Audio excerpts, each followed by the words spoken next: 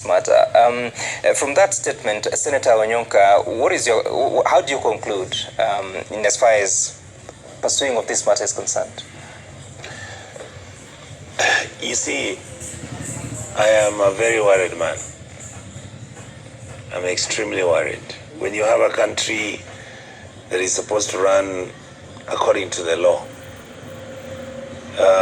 you have a document we use called the Constitution, which allows me to tell the president, and I do it with dignity, and I explain to him the mistakes he's making. When we are telling government there are certain things, and you know, Sammy, what kills me is that I don't think people really understand what this thing called democracy is about. If they don't want democracy, let them tell us they want to be dictators. We change the Constitution. If somebody wants to govern for life, let him just say. I mean, there's no need why we are playing cat and mouse. This country is a country supposed to be governed by the rule of law. This country is a country that is struggled through its history. We have records of political assassinations. J.M. Kariuki was killed. You look at Ouko was killed. Look at Bishop Muge was killed. You look at George Morara, who was from Nyambira County, was killed. Young man at 29. Why? Because of political reasons. And what we are saying is, you can kill 200 of these people. The reality is that you will not kill everybody. So we might as well agree that we want a country where we accept what the rules are. I mean, already they are saying, and I'm really disappointed with my brother here, but I understand, when you're a pro-government, you never see anything. He's saying that this guy organized his own abduction and took himself to work. I haven't said so. No, you're saying that I haven't said so. If the police service does its investigation properly, what you have read on what they're intending to do or what they have already investigated, but you have other people in government who are saying, oh, this guy is... You remember when even the young Gen Zs were demonstrating and they were killed? Did we get the same narrative? The narrative is, oh, these are boys who are in girlfriend's house in Bungoma. And Sami, I said it and I'll say it here again. There were people being killed and butchered in Bungoma, in some place, and I talked about it in public. And nobody wants to interrogate this. Nobody wants to talk about it. You see, what's going to happen is very simple. And I want to tell all those in government. You can continue and plan on how you are going to kill the Kiumburis and the Onyonkas and everything. But at some point, guys are going to stand up and say, you know what, Mheshimiwa? Hell no. It cannot happen. So, Senator, you actually believe that whatever George Kiumburi has suffered is state-inflicted? Absolutely. They have been tracing and tracking him for how long?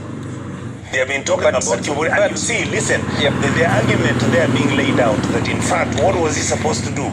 That they were investigating him, there was a land matter. Why don't you arrest him and take him to a police station? Call him. So they're saying that he has been under investigation and the ODPP has given consent to prosecute. Absolutely. And he knew that the police intentions were to arrest him. Can I ask you a question? If today the police were investigating me and they are actually finding out maybe I've committed something, why don't they just pronounce it through the platform? Yes. Say, Honorable Kiumburi, we are looking for you. Please come and report at the police station. If it doesn't, what do? They go to court, they get orders. So you want him summoned, not... Why? He's a state officer. Not arrested. He's a member of parliament. But why should he not be arrested? Just wait. Why should you arrest anybody? Because that is what the law provides. That is not what it does. First, you are summoned. The law provides. You are in... Just wait, Mheshimiwa. Which law says what you say? You don't. Let me ask you. Let's not throw when the law does. When a police officer comes to check on me if I've broken the law, what does he do? He comes to establish whether you've committed an offense. Wait. So why would they abduct Kiumburi, the MP? Unfortunately, and we got to be right with this, it's a question of whether you support the government. No, wait, answer me. Why did they then abduct him? I'm sorry. Where do you get the abduction from, Senator? Oh my God. Senator. It is in the paper here. It is in the paper. You want to tell me the newspaper, these people are mad? We are not saying anything. Are you telling me these people, these two headlines are mad? We are not saying anything. Sammy, I don't think I need to be here with such a guy. No. I'm sorry. I'm sorry. I think you don't come here and rant and shout and then you say, want to go. No. I'm sorry. Mheshimiwa Murugara, please. In fact, I allow this guy to continue pontificating about this. Just calm down, because you need to You have mean a these context. headlines are all fake? We need to have a I'm context. sorry. I think some. Let me be the voice of reason here. Chairman. Let me be the voice of reason. Sorry. Let me be the voice of reason here. Yes, Mheshimiwa. And I want to say that I feel like my good friend Gitonga Murugara must take back his words. Before you even say anything about this issue, you need to realize this is a colleague like you. I'm sorry, I know it. You know, Gitonga. no. Gitonga, you're also a colleague like me. This gentleman, right on the first page of the paper. Yes. Is this a picture you would like to see? I wouldn't want to say. Why did you say But I don't- that this man might be pretending? That's why. That's not right. That's why I need That's not right. investigation. Which investigation? Okay, Are we Tonga. are we going to trust? Let me Are we going to trust Okay, Tonga. the Tonga. investigation Just organ? Gitonga. Are we going to Gitonga. investigate the Gitonga. investigating Gitonga, organ? you have done- If even today Yes. they are trashing this issue, Gitonga, are we going to investigate and say we can trust what these people Gitonga, are going you to are tell not us? to why. Chairman, Are we going to I think accept? the point of contention here, it's okay, Mheshimiwa. The point of contention here, I think it's your remark saying that him being a politician, you sort of insinuated that you cannot trust that this actually happened to him. Correct. Being inflicted I from don't trust elsewhere. even Mukuji was abducted. I don't trust him. So talk And I'm to going to me. say it. Okay.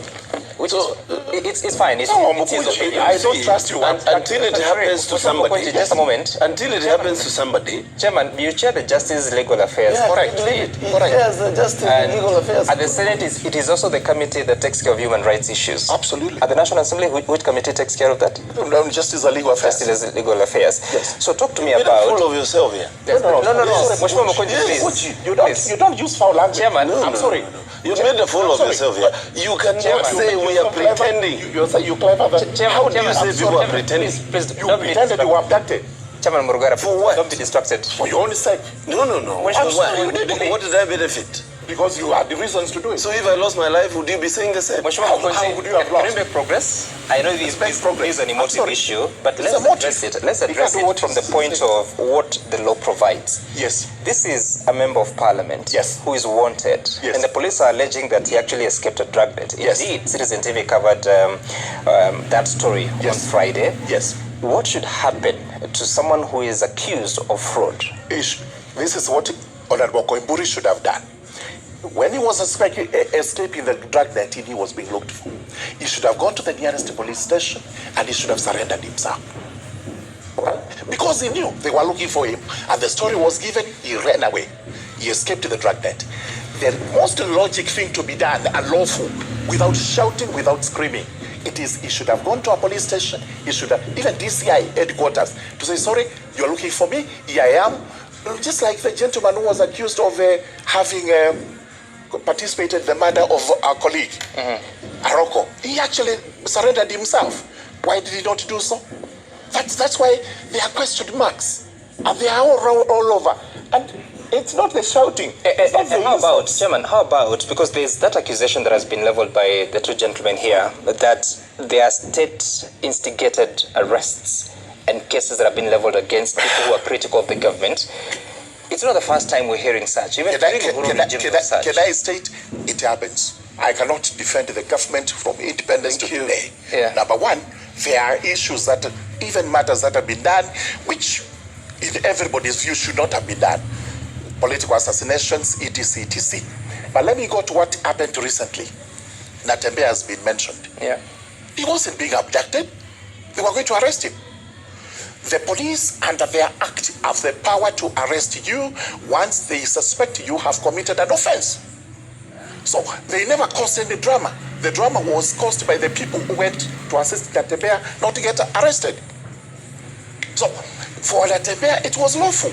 And he's not the only one. We have had many governors, we have had many MPs arrested. We've not seen drama.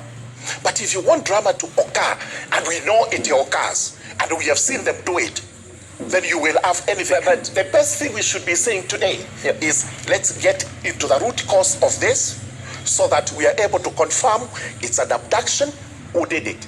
Because Honorable Koimburi will talk. He's going to give his version of the story. The police will also give their version. we will elect who to believe in. If there is an offense You here, already chosen a side. Okay. no, hold on. Chairman, If there is an offense let me here, just say something. if there is an offense committed, Yeah. Sammy, we should get to the root cause. Chairman Jailak has I chosen a suggest- side. I suggest that when you speak, we allow the other person to finish their point. I want to say this, Sam, Yeah. that the president has come out Yeah. lately when he was hosting the king. I don't know whether it's the king or the prime minister of Finland, that he has stopped abduction. Yeah. So it is obvious that this is a strategy that has been used. And sometimes we listen to people speak and we wonder whether have they buried their heads in the sand? Because unless Honorable Murugara here lives in a different country, we know very well that it has been clear that even the investigations he's talking about, even today, we have never known what happened during Gen Z Maandamanos. The government has never come out clean. We had to wait for a BBC documentary to tell us that there were lives lost, there was command, there was police involved, there was military involved. And let me say, it is actually something that we need to work on as a country. Penal Code is very clear under Article 257